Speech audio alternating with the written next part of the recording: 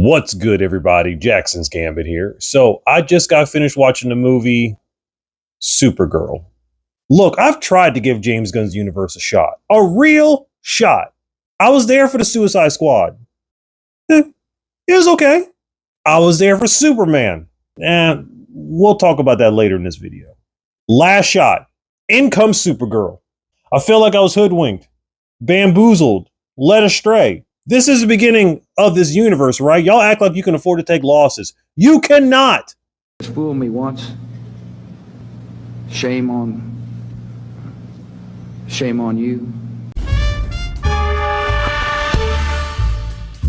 In the movie Supergirl, a young girl's family is killed by Krem.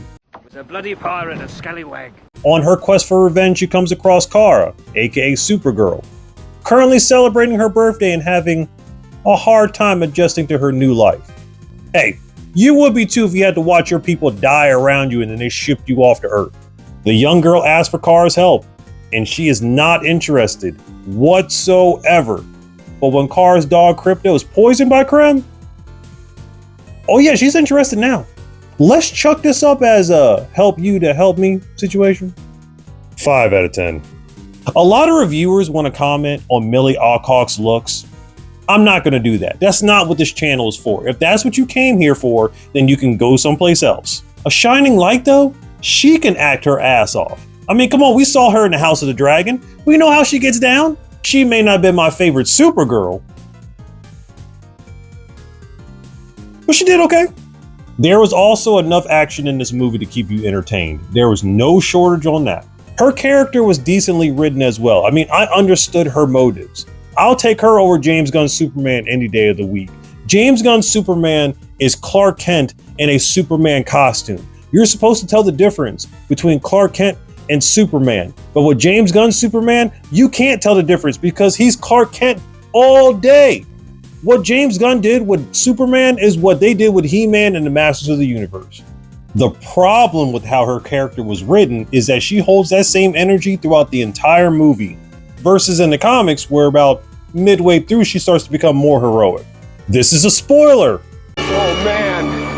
Oh God. Oh man. At one point in the movie, Supergirl's flying around fighting the bad guys while the young girl's in the center watching it all go down. Kind of reminds me of something that James Gunn did in his Superman movie.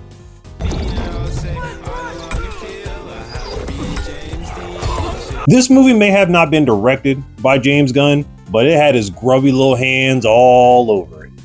I'm really getting tired of seeing directors use their movies as opportunities to play their Spotify playlist. It's okay to play music during a fight scene. It's good. It's okay. Just be more creative. I don't want to see superheroes fighting villains and hearing Fleetwood Mac in the background. I like Fleetwood Mac, just not in an action movie. Lobo was solid in this movie. Jason Momoa carried that character very well. But why was he in this movie? What was his purpose? If you would have had him as the villain, him as Supergirl banging it out, that would have been nice. Instead, you use his character as comic relief and use Krem, a character that nobody's heard of. Yeah, that's what he originally looks like, and turned him into that. Comic book accurate, right? Y'all love saying that. And the young girl in this movie? Yes, in the comics, this story is told through her eyes, but in this movie, all she did was get in the way.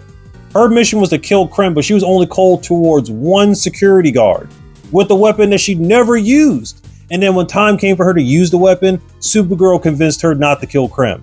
But Supergirl killed Krem. Hold up. Wait a minute. Something ain't right. Little rules for me, not for thee, huh? Should have chosen another hero. Why are you going to do another movie about another Kryptonian when there are plenty of other female superheroes that you could have done? From Cassandra Cain to Zatanna, you could have even done a female supervillain like Livewire, and that could have tied directly into the next Superman movie. And for those bugging about Supergirl drinking in this movie, you're completely fine about Tony Stark drinking in clubs, right?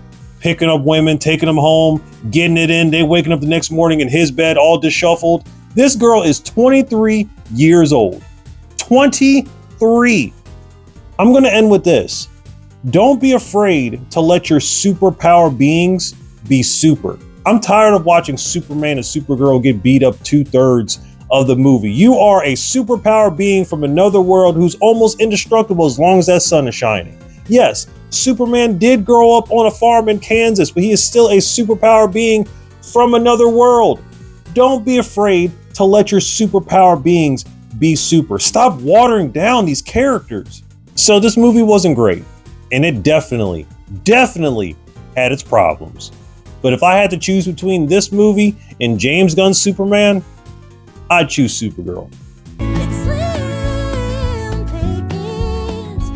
Supergirl is now playing in theaters.